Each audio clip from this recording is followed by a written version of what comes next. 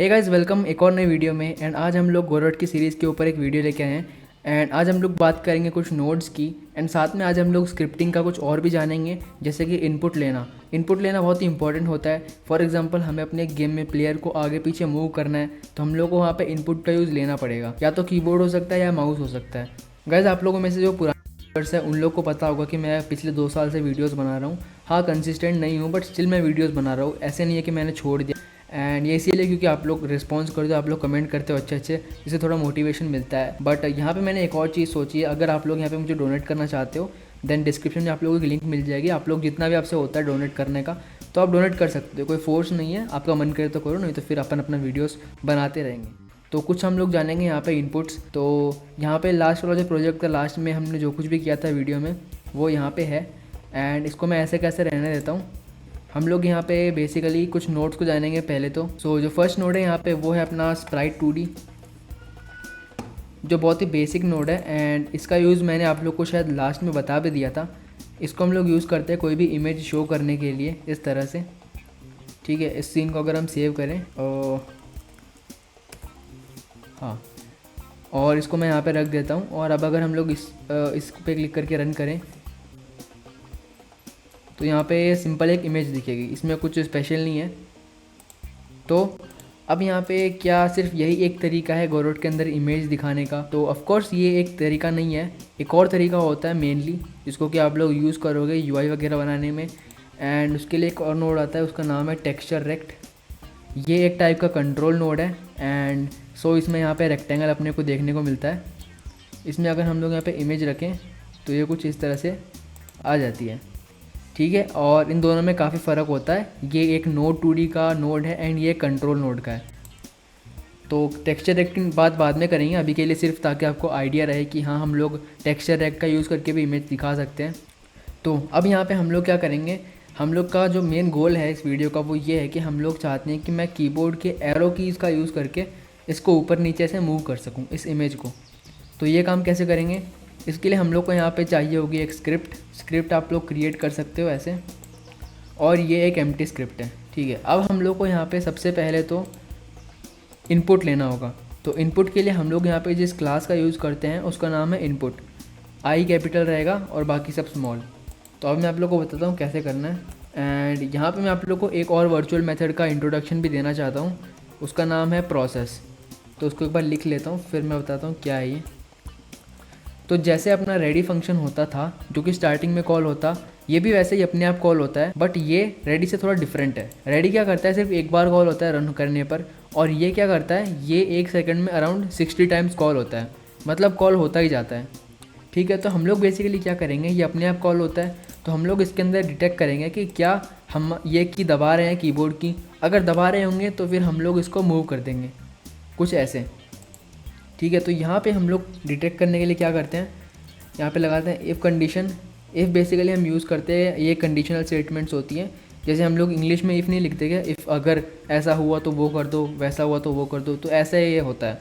And इसकी अगर आप लोगों को थोड़ी डिटेल्ड एक्सप्लेनेशन चाहिए तो GD स्क्रिप्ट के कोर्स में इसके ऊपर वीडियो है, तो आप लोग वहाँ से जाके चेकआउट कर सकते हो।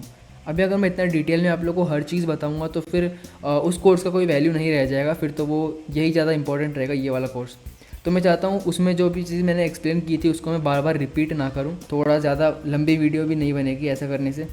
तो यहाँ पे मैं लिखूँगा इफ़ इनपुट, यहाँ पे आपको सजेस्ट कर देगा ये डॉट, इसका एक फंक्शन होता है इज़ एक्शन जस्ट प्रेस्ड। ठीक है, अभी के लिए सिर्फ आप इस फंक्शन को याद में रखो, ध्यान में रखो। और भी काफ़ी सारे फंक्शंस होते हैं, सबके अलग अलग बिहेवियर है।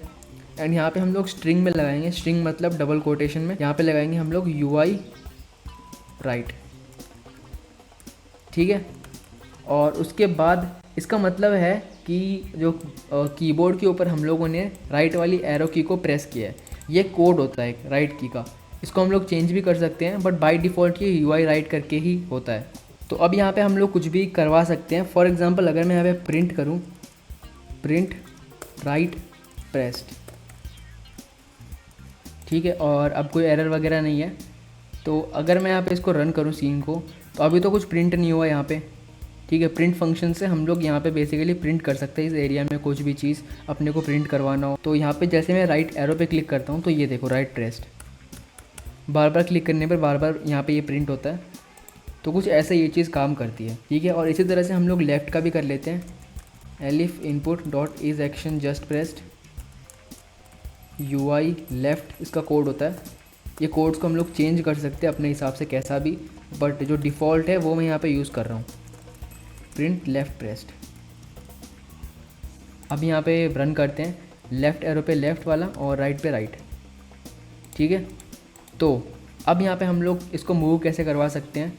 सो मूव करवाने के लिए हम लोग को, जैसे मैंने आप लोगों को बोला था, कुछ प्रॉपर्टीज़ होती है जिनको हम लोग स्क्रिप्ट में भी चेंज कर सकते हैं।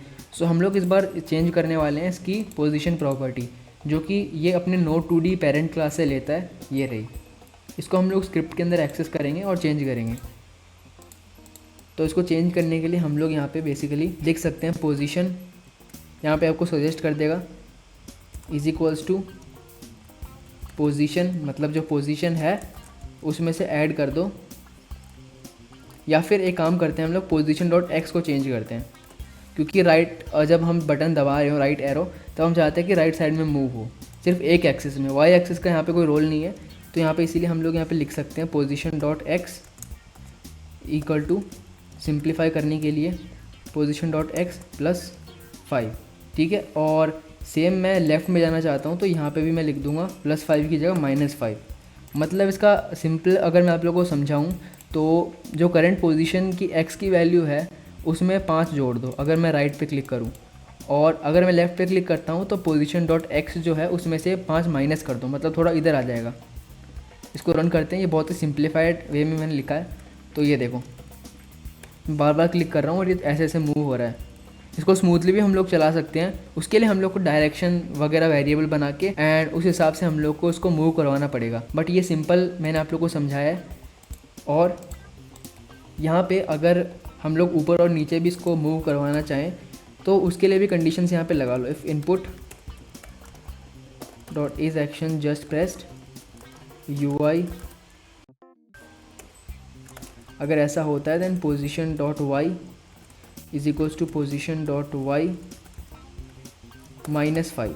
मैंने आप लोगों को एक्सप्लेन किया था 2D स्पेस के अंदर जो ग्राफिक्स वगैरह चीज़ें होती है उसमें वाई एक्सिस उल्टी होती है, जो आपने मैथ वगैरह में पढ़ी थी उससे बिल्कुल। तो यहाँ पे अप जाने के लिए अपने को माइनस करना होगा, इसीलिए वो ऊपर जाएगा। और लास्ट में हम लोग एल्स लगा देंगे, else input dot input dot is action just pressed UI down position dot Y is equals to position dot Y +5, ठीक है, कुछ इस तरह से। तो अब यहाँ पे हम लोग इसको रन करके देखते हैं, राइट अप डाउन लेफ़्ट, ठीक है। और यह भी बहुत ज़्यादा स्लो चल रहा है, तो मैं इस वैल्यू को थोड़ा सा बढ़ा दूँ, या फिर यहाँ पे एक वेरिएबल आप क्रिएट कर सकते हो स्पीड करके, इसकी वैल्यू 10 रखते हैं लेट से, और यहाँ पे स्पीड दे देते हैं 5 की जगह, ठीक है, ताकि बार बार अपने को वैल्यू चेंज करने की ज़रूरत ना पड़े। स्पीड कुछ इस तरह से। अब अगर मैं प्ले करूँ तो ये थोड़ा सा ज़्यादा मूव होगा, हाँ ऐसे, ठीक है। और अब यहाँ पे हम लोग चाहते हैं, जैसे मैं एक बार क्लिक कर रहा हूँ तो वो एक बार मूव हो रहा है, बट मैं चाहता हूँ मैं दबा के रखूँ तो वो मूव होता रहे उस डायरेक्शन में। तो इसके लिए हम लोग को यहाँ पे पहले तो डायरेक्शन वेरिएबल क्रिएट करना होगा, उसके बाद यहाँ पे इनपुट के अकॉर्डिंग अपने को डायरेक्शन को चेंज करना है, एंड देन लास्ट में हम लोग यहाँ पे क्या करेंगे, इसकी पोजीशन को डायरेक्शन के हिसाब से चेंज करेंगे। मतलब अगर हम कुछ भी नहीं दबा रहे तो डायरेक्शन 0 हो जाएगी, तभी वो वहीं पे रुकेगा, नहीं तो फिर मूव करता ही रहेगा। जैसे मैं यहाँ पे आप लोगों को दिखाऊँ, एक और फंक्शन होता है इज एक्शन प्रेस्ड तब कॉल होता है जब हम लोग दबा के रखते हैं, मतलब दबा के रखा तो वो कॉल होता ही रहेगा। और इस केस में देखना ऑब्जेक्ट राइट के अंदर जाता ही रहेगा, चाहे मैं की दबाऊँ या फिर दबा के छोड़ दूँ। ये देखो, कहने का मतलब है हम अगर दबा के रखेंगे तो ये कॉल होता ही रहेगा, एंड फिर इसकी वजह से ये लाइन कॉल होती रहेगी और ऑब्जेक्ट चलिए राइट साइड में मूव होता जा रहा था। तो ये है बेसिक लॉजिक। तो इस वीडियो में इतना ही, मिलते हैं नेक्स्ट वीडियो में, बाय।